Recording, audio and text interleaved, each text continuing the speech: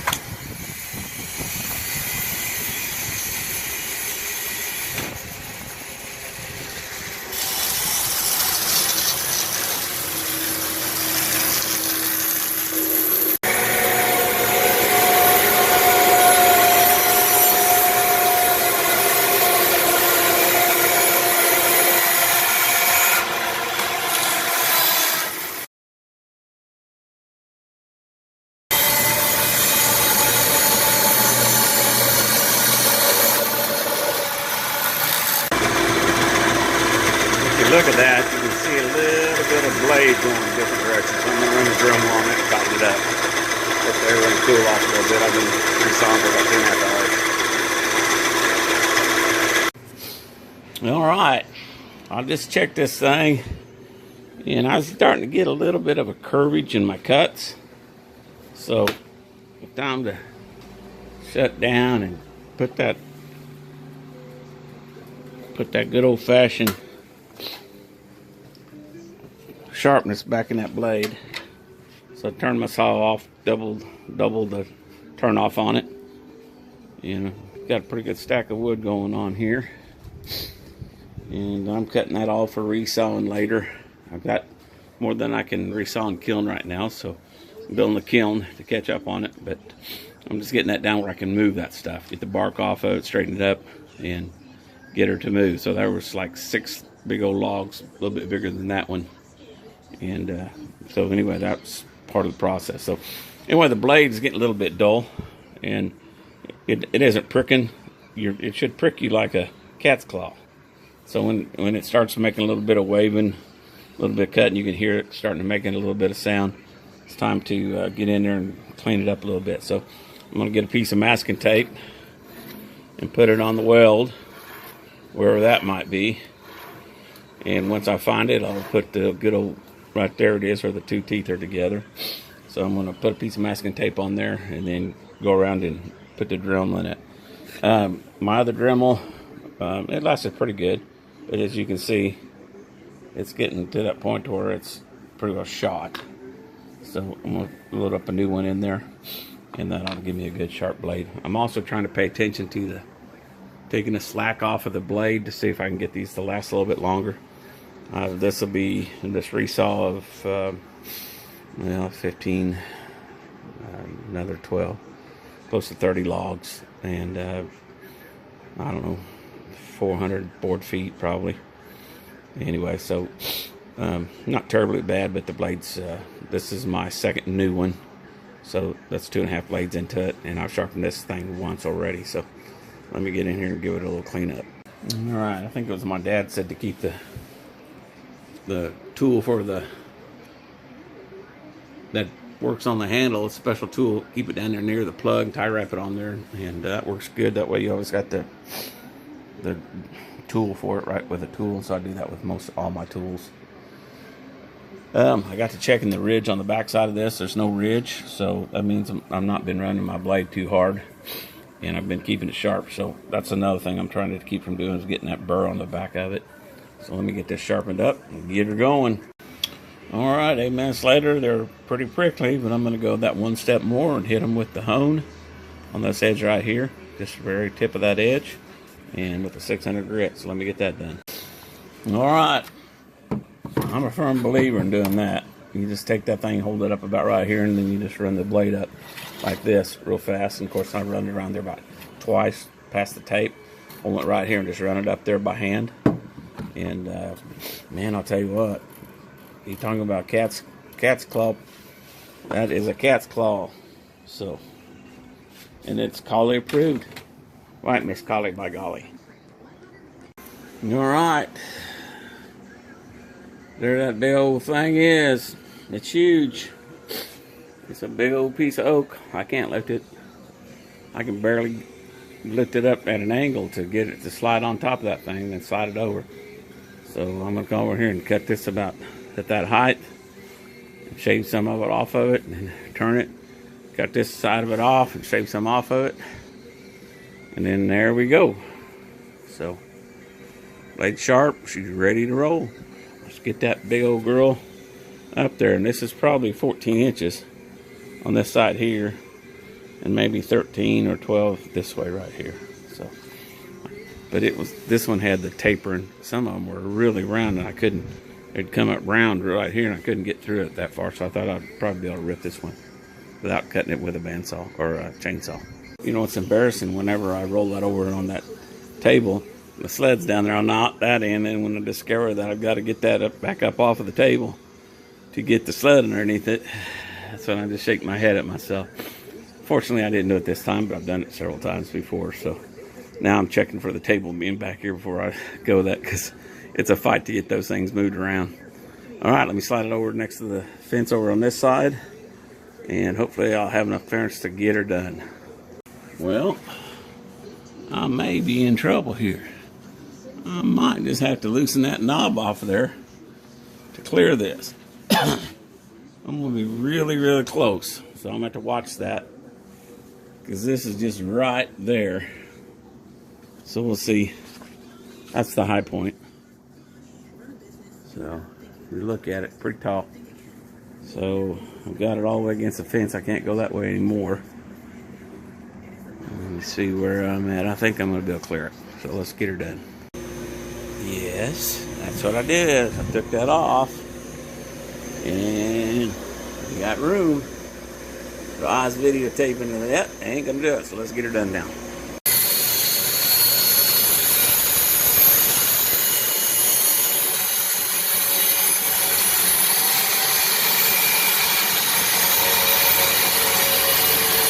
That's the grizzly.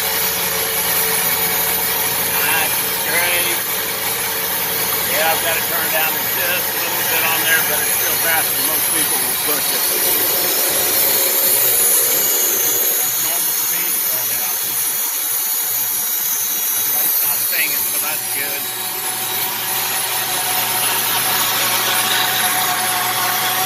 Nice straight. Down.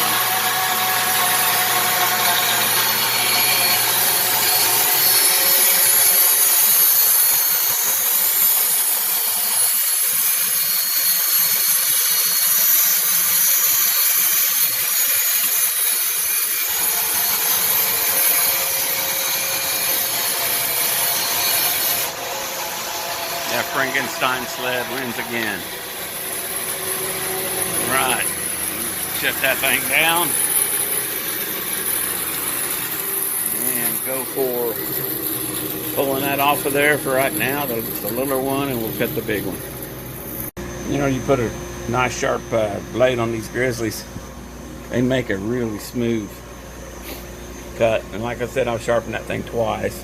But that's a smooth. I mean, all you have to do is run that with a small thicknessing cut on it, and away you go. So I'm going to roll this thing over and square this edge one more time.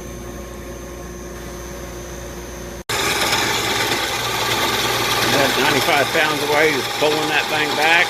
Here now and then I got to give it a bump. I get grit stuff build up in there. I haven't used any paste wax like right now. There it is. All it takes is just a little bit of a bump. And depending on how heavy the logs are, when the logs are really heavy, it has a tendency to slow down a little bit. There's 100 pounds of weight in this box that pulls this thing back, and it just takes the slack out of that. All right, so let me pull that back and rotate it. All right. That's that old cheap grizzly blade cutting away there. And that's the Frankenstine sled moving it away down through there. And if you look at it, guys, I don't know if you can get a more perfect cut than that. And I just did vacuum the sawdust off of it. So anyway, I'm going to cut that thing down the middle one more time. And I think I'll probably just cut it off the door and get this edge right here cut. So there you go, beautiful piece of oak. That chainsaw cut.